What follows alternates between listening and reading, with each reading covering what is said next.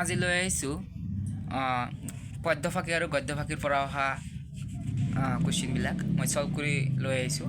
আপোনালোকে ভিডিঅ'টো পজ কৰি চাব পাৰে।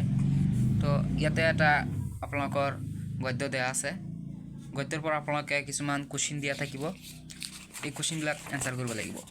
তো গদ্যখিনি আপোনালোকে এবাৰ ভালকৈ পঢ়ি লওক। মই দেখাই দি আছোঁ। সেইখিনি হৈছে। তো তাৰপিছত আপোনালোকে কুৱেশ্যনবিলাক পঢ়িব। এইবিলাক কুৱেশ্যন সলভ কৰোঁতে প্ৰথমে আপোনালোকে এটা কাম কৰিব। আপোনালোকে প্ৰথমে কুৱেশ্যনবিলাক আগতে পঢ়ি ল'ব। কুৱেশ্যনবিলাক পঢ়ি লোৱাৰ পিছত তাৰপিছত আপোনালোকে এইখন ৰিডিং পঢ়িব। ৰিডিংটো আপোনালোকে ওপৰৰ পৰা পঢ়িব লাগিব। স্কিমিং কৰি পঢ়িব লাগিব। স্কেনিং কৰি।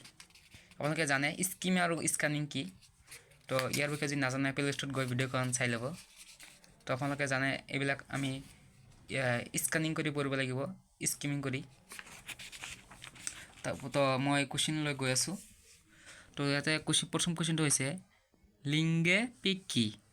লিংগে পিক হৈছে দশই উৎসৱৰ ঝুলনা খেলা। তো নেক্সট কুৱেশ্যন হৈছে তলত উল্লেখ কৰা বৰ কোনটো পাঞ্চধানৰ অন্তৰ্গত নহয়? তো ইয়াতে মাঝি মাহ হ'ব দুটো, আপোনালোকে মিলাই চাব। তাৰপিছত দশই উৎসৱত মংগোলীয় গোষ্ঠীৰ নেপালীসকলে ব্যৱহাৰ কৰা জাৰ কিহৰ পৰা তৈয়াৰ কৰা হয়? এইটো চাউলৰ পৰা তৈয়াৰ কৰা হয়। তাৰপিছত নেক্সট কুৱেশ্যন হৈছে জ্যেষ্ঠ শব্দটোৰ বিপৰীত শব্দটো কি? জ্যেষ্ঠ শব্দৰ বিপৰীত শব্দ হৈছে কনিষ্ঠ। তাৰপিছত নেক্সট কুৱেশ্যন হৈছে প্ৰতিপাদ তিথিৰ পৰা নৱমী তিথিলৈকে ঘৰৰ গৃহস্থিনীয়ে প্ৰতিদিনে পাঞ্চধানৰ পাত্ৰত পানী ছটিয়ায়। উদ্ধৃত বাক্যটোত কিমানটা বিভক্তিৰ ব্যৱহাৰ হৈছে? ইয়াতে 6টা বিভক্তিৰ ব্যৱহাৰ হৈছে। আপোনালোকৰ গ্ৰামাৰ বিষয়ে জ্ঞান থাকিব লাগিব, তেনেহ'লে এইবিলাক এনচাৰ কৰিব পাৰিব। তো তাৰপিছত নেক্সট কুৱেশ্যনলৈ গৈ আছোঁ। দশেৰ উৎসৱৰ বিদায় পৰ্ব কোনদিনা হয়? তো ইয়াৰ শুদ্ধ উত্তৰ হ'ব অপশ্যন 4 পূৰ্ণিমাৰ পিছদিনা। নেক্সট কুৱেশ্যনলৈ গৈ আছোঁ। চাওক দশই উৎসৱৰ কাৰণে হিচা মাকৈ তিল জব আদিৰ গজালিবোৰ কিয় হেতা বৰ্ণৰ হয়? তো ইয়াৰ শুদ্ধ উত্তৰ হ'ব অপশ্যন 1 এইবোৰ হিচা পাত্ৰটো ৰ'দ নপৰা ঘৰৰ ভিতৰত ৰখা হয় কাৰণে। তো নেক্সট কুৱেশ্যন হৈছে দশই উৎসৱত গম ধানৰ গুটি তিল আৰু জব হেঁচি দিয়া বিশেষ কাহিনী কি বুলি কোৱা হয়?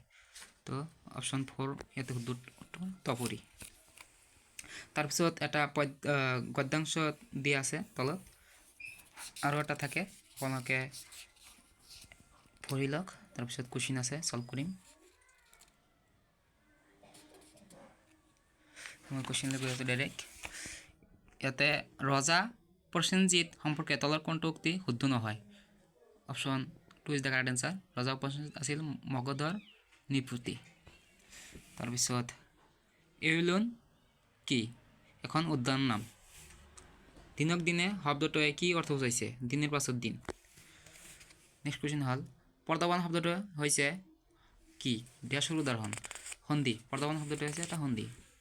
নেক্সট কুৱেশ্যন তত্ত্ববোধৰ মাধ্যম মাৰ্গ কোনে ক'ত আৱিষ্কাৰ কৰিছিল? আপোনালোকে যদি গল্পটো পঢ়ে তেনেহ'লে এইবিলাক এনচাৰ কৰিব পাৰিব। আপোনালোকে পঢ়ি ল'ব। তো ইয়াৰ শুদ্ধ উত্তৰ হ'ব গৌতম বুদ্ধই গয়াৰ নিকটৱৰ্তী উৰুলেত। নেক্সট কুৱেশ্যন হৈছে গৌতম বুদ্ধই কাৰ সৈতে ৰাজগৃহত পদাৰ্পণ কৰিছিল বুলি উল্লেখ কৰা হৈছে? প্ৰথমে উপদেশ দিয়া 5জনৰ শিষ্যৰ সৈতে। Option 4 is the correct answer.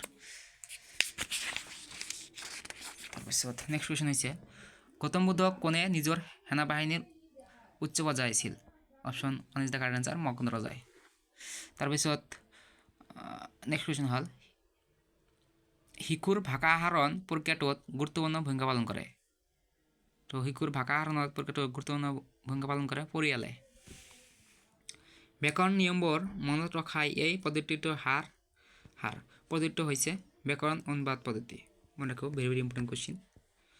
তাৰপিছত নেক্সট কুৱেশ্যন হৈছে ভাষা এটা শিকাৰ ক্ষেত্ৰত নিম্নলিখিত কোনটো গুৰুত্বপূৰ্ণ নহয়?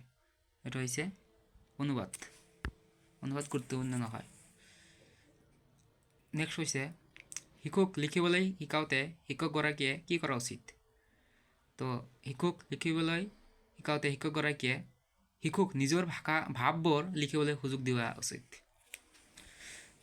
নেক্সট কুৱেশ্যন হৈছে শিক্ষাৰ্থীৰ কাৰণে শিক্ষণ সামগ্ৰী টিচিং লাৰ্ণিং মেটেৰিয়েল বাছি লওঁতে কোনটো দিশত গুৰুত্ব দিব লাগে এইটো শুদ্ধটোৰ হ'ব অপশ্যন 4 সামগ্ৰীখিনি প্ৰসংগত সংগত আৰু সংগঠিত ধৰণৰ হোৱা উচিত মই নেক্সট ভিডিঅ'ত পেডাগজি কুৱেশ্যনবিলাক সলভ কৰিছোঁ আপোনালোকে চাব তো আজিৰ ভিডিঅ' এইখিনি আপোনালোকে জানে অসমীয়াত 15টা কুৱেশ্যন আপোনালোকৰ থাকে পদ্য গদ্য আৰু 15টা থাকে পেডাগজিৰ পৰা তো মই পেডাগজিৰ 15টা কুৱেশ্যন বেলেগ ভিডিঅ'ত ডিছকাছ কৰিছোঁ আৰু আজি 15টা কুৱেশ্যন ডিছকাছ কৰিলোঁ আপোনালোকে ভালকৈ চাই ল'ব কেনেধৰণৰ কুৱেশ্যন আহে তো মই আজিৰ পৰা বিদায় লৈছোঁ থেংক ইউ